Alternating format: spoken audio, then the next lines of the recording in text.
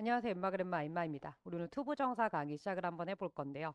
우리가 11챕터 문장의 오형식에 이어서 투부정사에서 이제 또 진짜 문법 얘기를 이제 하는 거예요. 드디어 우리가 진짜 문법의 세계로 들어왔다고 얘기했었죠. 그죠? 자, 투부정사도 이제 새로운 세계관이 하나 필요하고요. 투부정사 명사적 용법, 형용사적 용법, 부사적 용법 이렇게 나와 있는데 여기서 이 투부정사를 배운 걸 어떻게 쓰는지 그 쓰임을 배우는 겁니다. 자, 그 다음에 step up from basic to level 1. 또 step up 부분이 조금 있을 거예요. 오늘 강의가 이렇게 짧지 않을 겁니다. 자, 투부정사 형태 틀에서 여기 옆에다가 fit, 준동사라는 얘기를 하나 써놓을 거거든요. 피처링이라는 거 알죠? 들어봤는지 모르겠네. 그러니까 여기를 하면서 준동사라는 게 뭔지 이제 처음 배우게 됩니다. 우리가 동사는 배웠는데 준동사는 과연 뭘까? 자, 투부정사라는 건 어떻게 생겼냐면 to 플러스 동사 원형의 형태로 생겼어요. 요걸 선생님은 앞으로 그냥 to are이라고 쓸 겁니다. 그냥 투부정사 쓰기 너무 기니까 네, 그렇게 쓸 건데 to 플러스 동사 원형으로 생겼습니다. 오케이.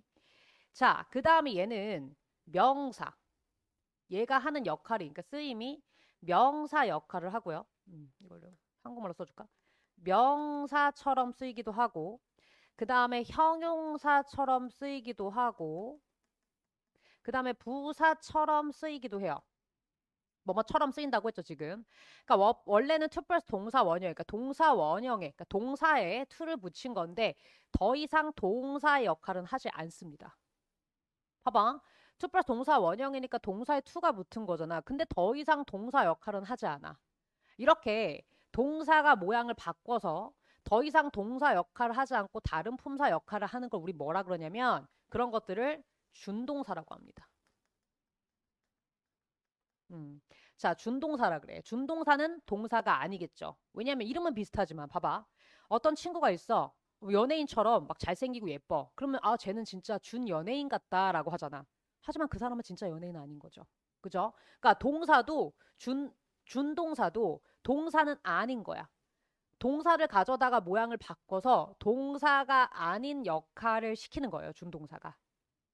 이해됐습니까? 준동사라는 건 더 이상 동사 역할을 하고 있지는 않습니다. 이해되셨죠? 어렵지 않죠, 그죠? 자, 투부정사의 부정의 의미를 우리 알아야 됩니다. 자, 부정이 어떤 뜻이죠? 부정. 그쵸? 안 된다, 뭐, 안 해요, 뭐 이런 것처럼 느껴지잖아. 우리가 부정어를 배웠기 때문에 부정문 배우고. 근데 여기서 부정은 그런 뜻이 아니야. 안일 부에 정해질 정인거든. 정해지지 않았다는 거야.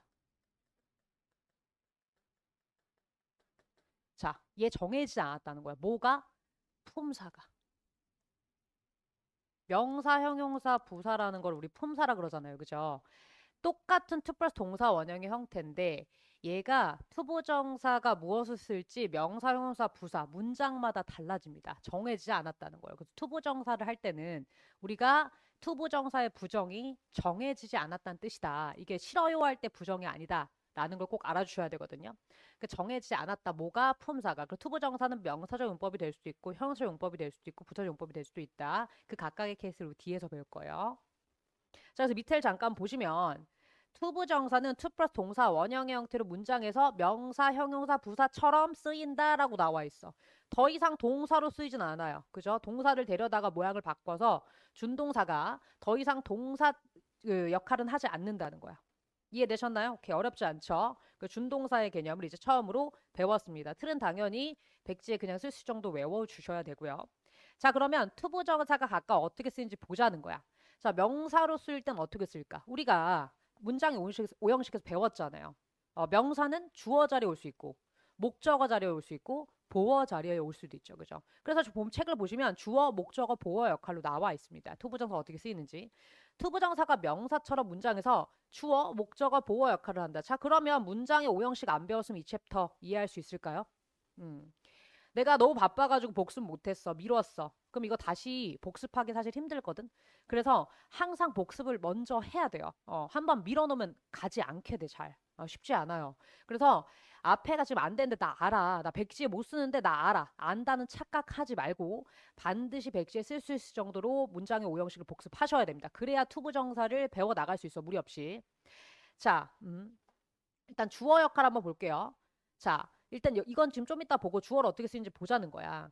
To sing, 노래를 부르는 건, 그죠? To sing, 이게 주어 자리죠. is fun, 재미있다 나오죠. 그죠? 이 형식입니다. 우리 형식 분석할 수 있어야 돼요. 자, 주어 자리에 누가 나와 있죠? 그죠? 투부정사가 나와 있습니다. 이렇게 주어 역할을 할 수 있다는 거야. 근데 볼게요. 단, 투부정사가 주어로 쓰일 경우 보통 주어 자리에 가주어 it을 쓰고 투부정사를 문장 맨 뒤로 보낸다. 이렇게 나와 있는데 얘 누구랑 비슷하죠, 이거? 이 얘기? 그쵸? 기억력 좋은 친구들.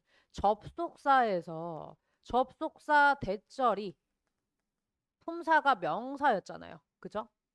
명사였단 말이에요. 얘가 주어로 나왔을 때 영어 문장에서는 주어 긴 거 싫어한다 그랬죠. 그래서 뭐야? 가주어 이슬 세워놓고 대절을 맨 뒤로 보냈단 말이에요. 걔랑 똑같은 로직입니다. 투부정사도 이렇게 주어가 길다고 보는 거야. 이렇게 나왔을 때 싫어해요. 그래서 투부정사를 이 자리에 it을 대신 세워 가주어. 왜냐하면 영어는 위치어기 때문에 주어 자리 주어가 있긴 있어야 돼. 근데 껍데기 주어를 세운 거야. it is fun 했을 때 이게 it이 해석이 그렇게 안 되거든요.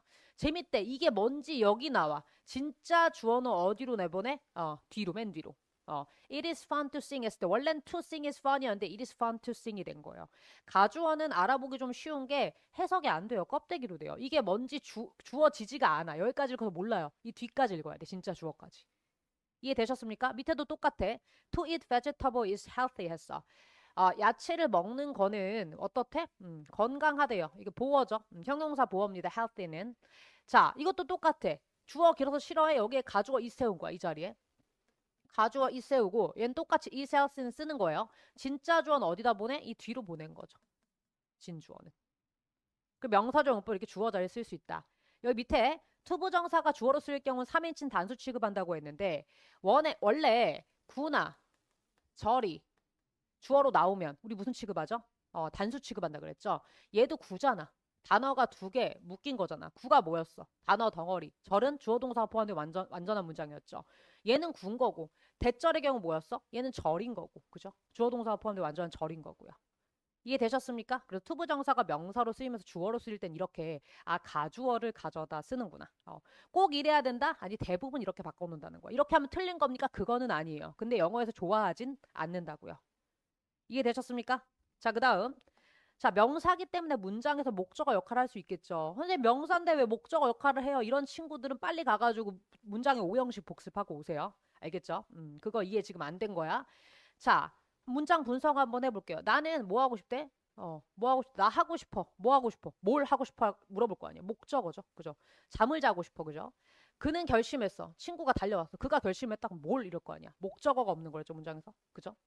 You need, 너는 필요해. 내가 뭐가 필요해? 그죠? 대상이 나와야 되는 거죠? 목적어. You need to do some exercises 했어. 로버트가 좋아한다? 뭘 할 거 아니야? 목적어. 그러니까 목적어는 해석이, 그러니까 내가 뭘 이렇게 되는 게, 그러니까 내가 나는 좋아한다? 뭘 이렇게 떠오르는 게 한 90%라면 뭐가로 떠오를 때도 있어요. 목적어는 그래. 근데 대부분은 뭘 이렇게 이게 떠오르면 문장에 목적어가 없는 거예요. 자, 근데 나는 너네 나이 때 공부를 할 때 이게 이해가 안 되는 거야. 여기까지 선생님 명사용법 목적어가 끝났잖아요. 얘네 뭐예요? 얘네 뭐예요? 얘네 왜 따라다니는 거예요? 이게 이해가 안 되는 거야. 아무도 나한테 설명도 안 해줬어. 누구한테 물어보지도 못했던 것 같아. 내가 질문을 원래 못하는 성격은 아닌데 그냥 나만 모르는 것 같아서 창피해서 그랬던 것 같아요.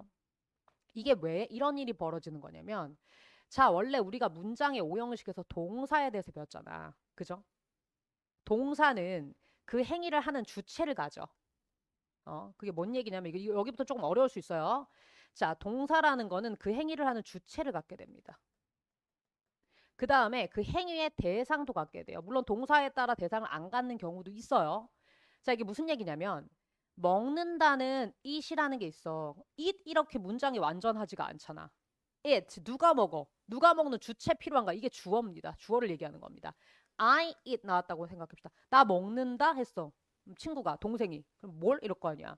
자, 대상이 필요한가? 그게 바로 목적어입니다. 그래서 모든 동사가 목적어를 갖지는 않잖아. 우리가 이 형식까지는 목적어가 없잖아요. 3, 4, 5형식의 목적어가 있잖아. 그러니까 3형식 이상의 지금 얘기를 하는 거야. 그 동사 얘기를. 동사에 따라 형식이 달라진다 생각하시면 돼요. 자, 나는 먹는다 뭘 해서 아이스크림이라고 해봅시다. 자, 이렇게 동사라는 거는 주체를 갖기도 하고 대상을 갖기도 해요. 자, 이게 뭐냐면 얘네가 뭐라 그랬어, 얘네 원래 동사였죠. 그죠? 얘네 지금 준동사잖아. 그죠? 얘네 준동사잖아요. 그러니까 얘네가 왜 따라다니는 거냐면 얘의 대상인 거야. 자, 로버트는 좋아해. 플레이 뭐 하는 거? 연주하는 걸 뭘? 대상인 거죠. 피아노 연주를 하는 걸 좋아해. 여기서 바이올린 들어가도 되는 거잖아. 그 대상인 거죠. 대상이 나오는 거야, 지금. 그래서 준동사가 옛날 버릇 못 버리고 동사는 원래 옛날에 주체나 대상을 데리고 다닐 수 있었어. 얘네도 동사일 땐 그랬다고. 옛날 버릇 못 버리고 데리고 다니던 애들인 거야. 그냥 그대로 데리고 다녀요. 마치 대상처럼, 목적어처럼, 마치 주체처럼, 나중에 이제 주체도 의미상주어라는 걸 배울 거거든요. 그런 걸 데리고 다닐 수 있습니다. 근데 얘는 진짜 목적어는 아니야. 그냥 얘가 옛날 버릇 못 버리고, 아, 옛날에 목적어 데리고 다니는 그 버릇으로 데리고 다니는 애구나라고 생각해 주시면 됩니다. 그렇게 이해하는 게 가장 깔끔할 거예요. 누가 이렇게 나한테 설명해 준 적 있냐? 아니, 혼자 깨달았습니다. 아, 준동사의 개념을 알고 보니까, 아, 그래서 얘가 옛날 버릇 못 버리고 데리고 다니는 애들이구나. 이해하니까 이제 그 명쾌해지더라고요. 그래서 어떤 개념을 제대로 배우면 이런 응용도 가능한 거예요. 그래서 개념을 한번 배울 때 제대로 배우는 게 굉장히 중요합니다. 선생님이 이렇게 세계관이라고 이렇게 장난치듯 말하지만 진짜 중요한 거예요. 너네도 무슨 뭘 볼 때 그 세계관 이해하는 거 되게 중요하잖아. 어떤 작품을 볼 때도. 마찬가지입니다. 공부를 할 때도. 이해되셨나요? 그래서 선생님 문장 분석 여기서 끝났는데 얘네 왜 자꾸 닫고 다녀? 그럼 막 이걸 막 다르게 분석해서 아이오, 디오 이렇게 분석해온 친구들이 있어. 그렇게 하면 안 된다고요. 여기서 문장은 이미 끝난 거고 얘가 옛날 버릇 못 버리고 나 옛날 동사였잖아. 그렇게 데리고 다니는 애들이다라고 생각해 주시면 돼요. 이해되셨나요? 오케이. 자, 막 여기도 막 뭐 쓰고 싶다니까. 처음에 문장 분석하면 근데 그게 아니라고요. 자, 그다음 볼게요. 보어 역할을 하기도 한대요. Her goal, 그녀의 목표는 목표가 equal이죠. 주격 보어입니다. 그죠? 이 형식 문장인 거죠. 이기는 거야. 승리하는 거래요. 자, my job is 내 직업은 to help people. 이 help 대상 데리고 다니잖아, 지금. help 옛날에 동사가 데리고 다니는 거야. my job은 뭐래? 도와주는 것이래, 그죠? 명사 보어인 거죠. 주격 보어, 그죠? 나의 job은 도와주는 거다. 누구를? 이 help가 옛날 버릇 못 버리고 이 대상을 데리고 다닌 거예요. 사람을 도와주는 거래요. 이해되셨나요? My job이 to help인 거죠. 사람 도와주는 게 이 my job인 거죠. 그래서 주격 보어는 equal의 느낌이 있다.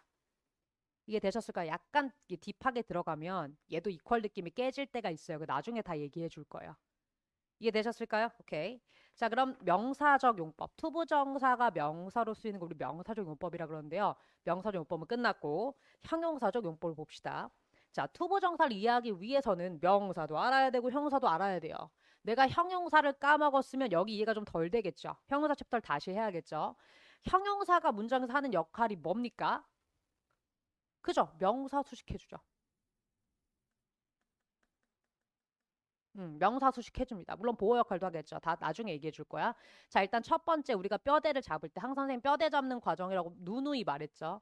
이 과정에서는 궁금증이 있어도 이 수업 관련된 게 아니면 살짝 이게 참아줘야 되는 게 뼈대 잡을 때 나머지까지 다 얘기하면 기절해버려요. 너무 힘듭니다. 뼈대도 못 잡아요. 이거 하느라. 곁다리 하느라 뼈대를 못 잡겠대. 제일 중요한 골격 세우는 거야, 지금. 자, 명사 수식을 하는 게 형용사의 가장 큰 역할입니다. 자, 투부정사 형용사처럼 명사를 꾸며준대요. 보면 되겠죠. 자, 근데 여기서 이때 투부정사는 명사나 대명사를 후치 수식해. 전치 수식이 앞에서 수식하는 거죠. 후치 수식은 뭐야? 명사나 대명사를 투부정사가 뒤에서 수식한다고요. 그 이유는 형용사가 후치 수식할 때 두 가지 케이스가 있었는데 첫 번째 명사가 thing on body로 끝나거나 두 번째 뭐였죠? 꾸며주는 형용사가 두 단어 이상일 때. 근데 잘 봐봐. 투 플러스 동사 원형이 지금 형용사적 용법을 쓰이면 당연히 얘는 한 단어, 두 단어 이상이잖아. 두 단어 이상이 되니까 후치 수식을 하게 되는 거예요. 꾸며주는 형용사가 두 단어 이상일 때도 후치 수식한다고 했었죠. 형용사 챕터 이거 기억 안 나는 친구들은 갔다 오셔야 돼요. 다시 챕터에. 자, 예문 한번 볼게요. 자, 나는 가지고 있대. 뭘 갖고 있어? something. 뭔가 먹을 뭔가를 갖고 있대요. 형용사적 용법인 거죠. 자, 항상 형용사 같이 형용사 부사처럼 누굴 꾸며주는 거는 어딜 꾸며주고 있는지 화살표를 박을 줄 알아야 됩니다. 얘가 누구 꾸며주고 있는지. 자, he has a work to do. 그는 가지고 있어. 일을 갖고 있는데 어떤 해야 할 일을 갖고 있어. 얘를 꾸며주고 있는 거죠. 그죠? 자, Sarah는 brought 가지고 왔대. bring의 과거입니다. book을 어떤 거를 읽을 북을 갖고 왔어 얘기하는 거죠. 어렵지 않죠? 자, she has a tool. 그녀는 툴을 갖고 있다. to fix it. 그거를 고칠 수 있는 툴을 갖고 있나 봐요. 그죠? 얘가 데리고 다니는 애야. 얘는 수식이 아니야, 이거. 얘는 이걸 수식해 주는 거고.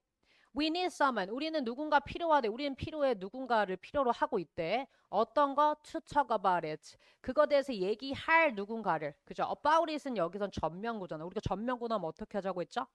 괄호로 묶자 그랬죠. 얘는 사실 없어도 괜찮아. We need someone to talk about it. 해서 얘는 지금 얘가 이렇게 데리고 다니는 거죠. 그것에 대해 얘기할 누군가가 필요하다라고 나온 거죠. 그래서 형용사적 용법은 명사를 꾸며주고 있는 거다. 어렵지 않죠, 그죠? 자, 마지막 이제 부사적 용법을 합시다. 우리가 형용사 배우면서 영어 수식어 배우면서 부사도 배웠단 말이에요. 부사는 뭐라 그랬죠? 형용사가 명사 수식을 하고 부사는? 간단해. 명사 빼고 다 수식.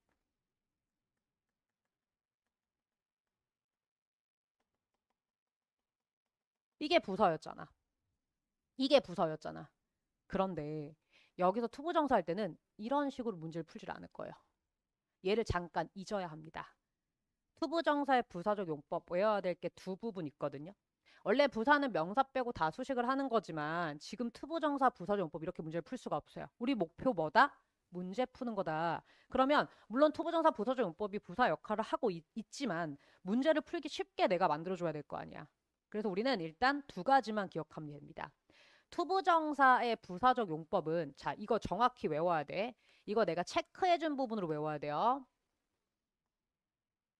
자, 안 써본 색깔을 써볼까요? 연두색 한번 써볼까요?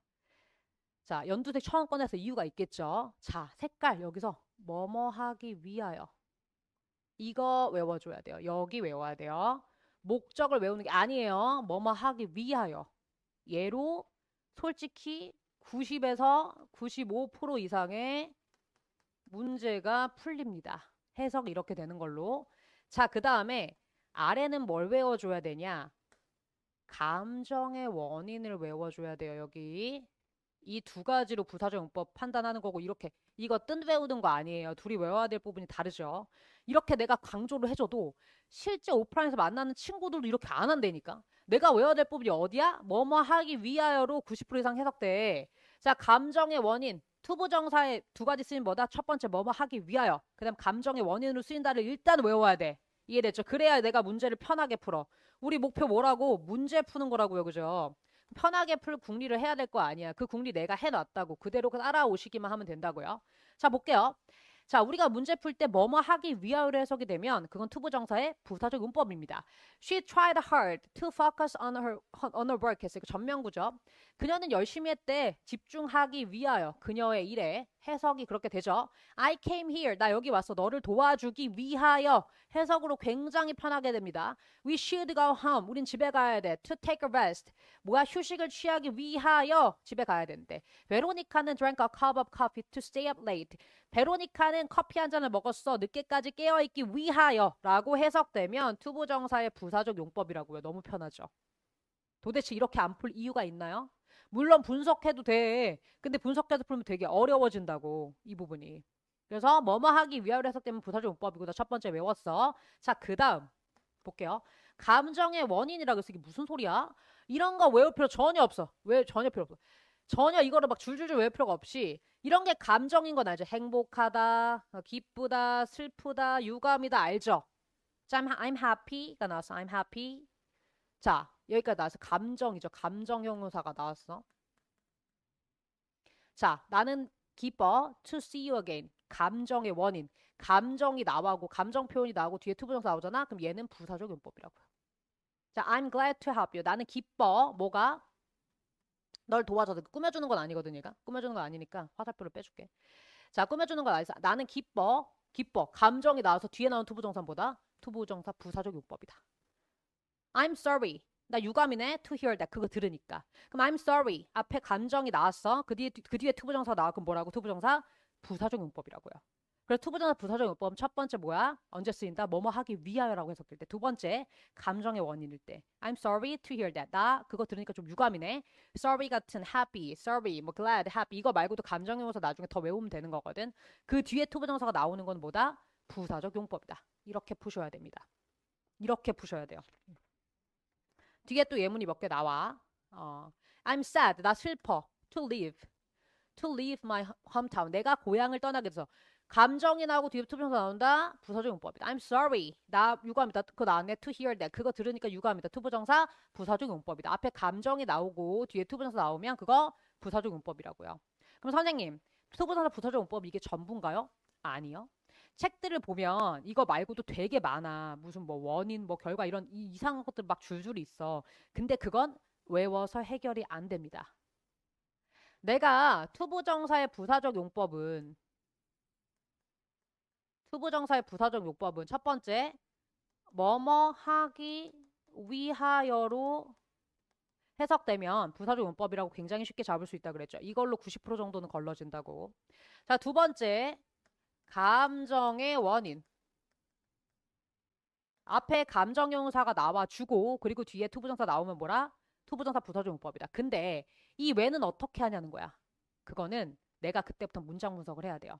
자, 부사라는 거는 문장 성분에 영향을 줍니까? 자, 문장 성분이란 게 뭐였죠? 주어, 동사, 목적어, 보어 이런 게 문장 성분이에요. 문장을 구성하는 성분. 이거에 부사가 있습니까? 주어는 명사가 고 얘는 동사가 고 명사가 고 명사가 고 형용사가 합니다. 보어는. 자, 부사는 100개가 붙어도 이런 게 될 수 없어요. 물론 여기서 필수적 부사라고 나중에 고등과정에 배울 게 있어. 그거 지금 생각하지 말자고. 부사는 100개가 붙어도 얘네 지금 영향을 못 준다고요. 그래서 내가 문장 분석을 했어. 투부정사가 나와 있는데 나한테 용법을 밝히래. 근데 나머지 문장이 완전해. 투부정사 얘가 없이도 나머지 문장이 완전한 거야. 그럼 얘는 없어도 그만인 거죠. 그럼 얘가 부사적 용법인 거예요. 그렇게 판단하셔야 됩니다. 그래서 투부정사가 나왔을 때 내가 문장 분석을 못하면 100점 맞기가 어려워지는 거예요. 중2부터.